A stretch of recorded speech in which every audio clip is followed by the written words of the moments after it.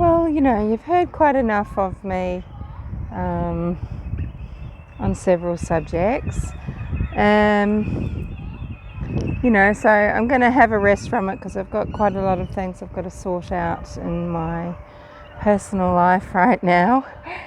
But I will say this, I would like it obviously if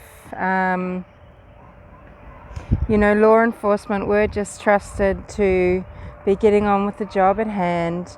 We trust that there is going to be an arrest, or wouldn't it be marvellous, let's just say Mr. Barry Morphew has responsibility for the disappearance of his wife Suzanne. Ideally he just goes to law enforcement now and speaks and just tells everything, absolutely everything, because there's the rest of life to think about, the rest of everyone's life. So if Mr. Barry Morphew is not responsible, there are so many things that could have happened, and I think what I see happening is we're not having that trust in law enforcement. We're all very, and understandably so, we're all desperate to know what's happening, and to want some action and to want some outcomes and some progression, and what starts happening is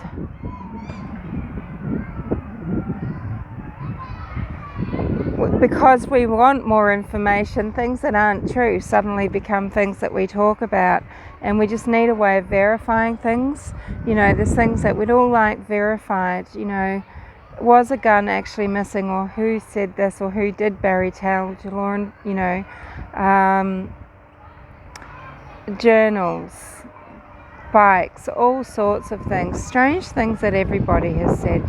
Barry does make some strange statements, when he says things like buy someone close to her, and all the talk obviously of mountain lions and things. We all know it is very weird, and he does to me come across like a person under immense pressure, and you would be, wouldn't you? We don't know what the story is with the girls. They could be so heartbroken that their father hasn't been supported, possibly. We don't know, or maybe they don't support anyone in the family because they've been feeling let down, or they just don't have the relationships. Let's hope that they do feel love and do have family love and reach out if they want to. Let's not forget that even at 16 and over, these young women are young women capable of reaching out. They're sophisticated girls, and they've got no doubt enough means to do so. So it's just I don't know, there's a lot of speculation. I do a lot of it. I'm tired of playing devil's advocate and saying, well, actually, when you've just said something, did you realise where it came from, or what was actually said, or that it actually didn't happen, or because what I'm worried about is that there are going to be quite a few hundred people swooping down into a town, and not only good-hearted people that put their money, their time and commitment where their mouths are, and go to Salida and look for Suzanne, but another type of crowd. I think it feels like a hotbed to me, and I'm not meaning that in any sort of nacho pun way. I think it's sounding like a hotbed of danger, and I think it would be a tragedy if anyone is hurt. And not saying anything, but it's a lot of supposition. Anything is possible. Law enforcement have been in the home a lot. You have to think, well, what do they have? It seems like maybe they don't have any blood. We didn't see them carrying out big bundles like we did at Letitia Harden's house. You know, and it's been a while since those raids or, you know, searches of the house. DNA evidence takes a long time to process, but we don't know.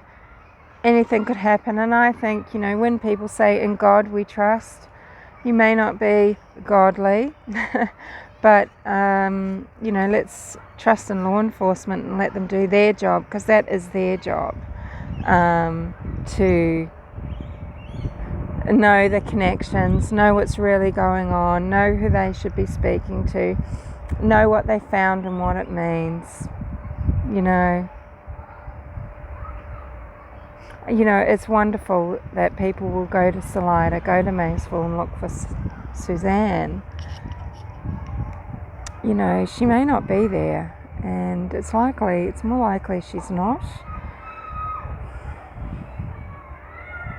However, so look, I'll shut my big trap about all of this now, because I've got some stuff that I need to concentrate that's going to take my time, and I shouldn't ignore things in my life, procrastinate on things, and also I'm just going to redo a video that I made. It was a vintage true crime, and I'm going to refilm.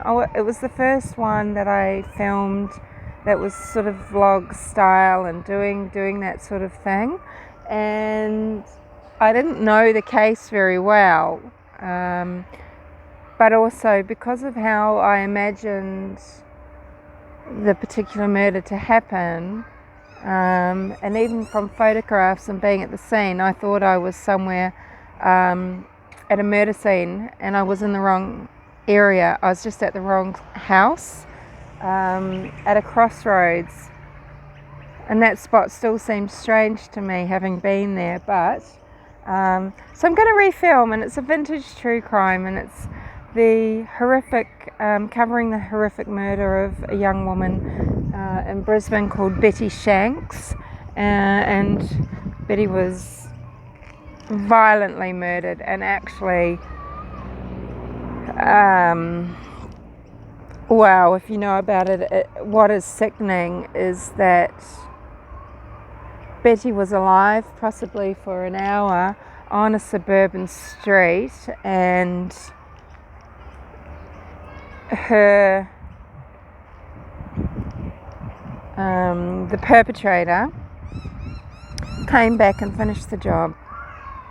So, we assume that it's the same person, right? And it's a huge mystery. It's an exciting mystery as a cold case. There's been several books written about it. Mr. Mike King from Profiling Evil is studying this cold case because he would like to solve it. And if anyone's interested in vintage true crime and wants to sort of expand out of America, have a look at Betty Shanks, Shanks. I've made a terrible 3-parter on it. It's awful, and I do apologise. I wasn't in a very good mental state, and it was very windy. I was walking around outside. I didn't write a script, and it was damn awful, and I don't have editing. So I was just using the pause function on my phone. So I'll see you later.